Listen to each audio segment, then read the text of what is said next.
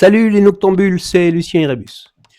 Aujourd'hui, on va parler entrepreneuriat. On va parler d'un mec qui, pendant que la France entière galérait avec des tickets de rationnement et bouffait des rues tabaga, a regardé la Seconde Guerre mondiale droit dans les yeux et s'est dit « Tiens, il y a une niche sur le marché ». Je vous présente le docteur Marcel Petiot, le tout premier start-upper de l'horreur.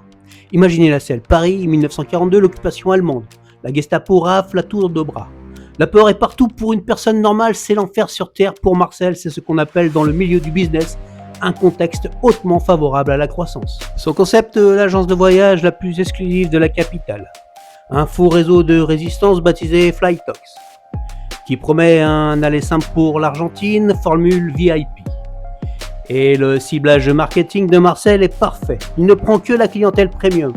Des juifs qui fuient la mort, des résistants traqués et même des truands de la pègre, avec des valises pleines de diamants et de lingots. Des gens qui ont tellement peur qu'ils sont prêts à payer n'importe quel prix sans poser de questions. L'entonnoir de conversation est d'une efficacité terrifiante. Le client arrive en pleine nuit au 21 rue de Le Sueur, dans les beaux quartiers. Marcel, toujours souriant, derrière ses petites lunettes, encaisse d'abord les frais d'agence. Une fortune. Ensuite, il sort l'argument fatal. « Ah, mes amis, les autorités sud-américaines exigent un petit vaccin avant d'embarquer.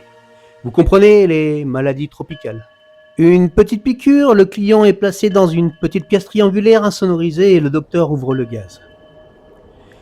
C'est là que réside le cynisme absolu de l'entreprise Petiot. Il n'a même pas besoin de chasser ses victimes dans des ruelles sombres comme les autres tocards qu'on a traités sur cette chaîne. La peur ambiante fait tout le travail. C'est l'apothéose de l'inbound marketing. Les proies viennent d'elles-mêmes frapper à la porte du prédateur et le supplient de prendre leur argent. Et niveau gestion de la clientèle, imbattable. Un taux de rétention de 100%, jamais de réclamation au service client, pas de demande de remboursement et zéro avis négatif sur TripAdvisor. Le silence absolu, le crime parfait financé par les victimes elles-mêmes. Mais, comme beaucoup de fondateurs de start-up qui grandissent trop vite, Marcel a fini par avoir un problème de logistique. Plus précisément, la question des déchets. En mars 1944, les voisins se plaignent d'une fumée noire et pestilentielle qui sort de son hôtel particulier.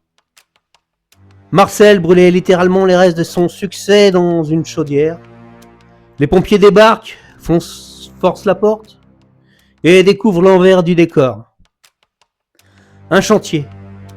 27 cadavres prouvés, probablement plus de 60 en réalité. Bad boss total pour l'entreprise. Petiot, lui, a fini raccourci par la guillotine en 1946. Mais il nous a laissé une belle leçon de capitalisme sauvage. Quand le monde s'écroule, il y aura toujours un mec en costume pour vous vendre un ticket vers nulle part. À condition de tout lui léguer avant de partir. C'était Lucien Erebus, n'oubliez pas de lâcher un pouce bleu, de vous abonner et par pitié, vérifiez toujours vos avis en ligne avant de vous faire vacciner par un inconnu. Allez, ciao. Bienvenue dans un monde où tout est vrai, mais tout semble faux. Ne crois pas, mais sois.